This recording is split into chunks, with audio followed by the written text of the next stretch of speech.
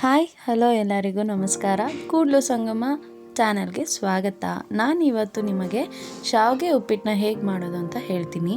ಒಂದು ಬಾಣಲಿಗೆ ಎಣ್ಣೆ ಹಾಕಿ ಅದಕ್ಕಾದ ನಂತರ ಕಡಲೆಬೇಳೆ, ಉದ್ದಿನಬೇಳೆ ಹಾಗೆ ಸ್ವಲ್ಪ ಸಾಸಿವೆ ಮತ್ತು ಜೀರಿಗೆನ ಹಾಕಿ ಅದನ್ನು ಸ್ವಲ್ಪ ಬಾಡಿಸ್ಕೊಳ್ಳಿ.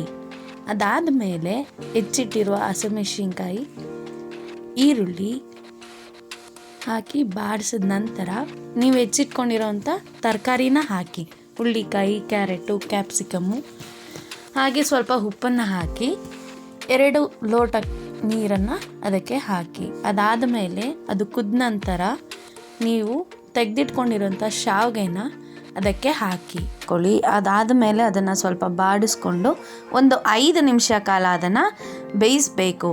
ಅದು ಬೆಂದ ನಂತರ ನೀವು ಅದಕ್ಕೆ ಅದರ ಮೇಲ್ಗಡೆ ಒಂದು ಸ್ವಲ್ಪ ಕೊತ್ತಂಬರಿ ಸೊಪ್ಪನ್ನು ಹಾಕಿ ಒಂದು ಪ್ಲೇಟಲ್ಲಿ ಸರ್ವ್ ಮಾಡಿಕೊಂಡು ಎಂಜಾಯ್ ಮಾಡಿ.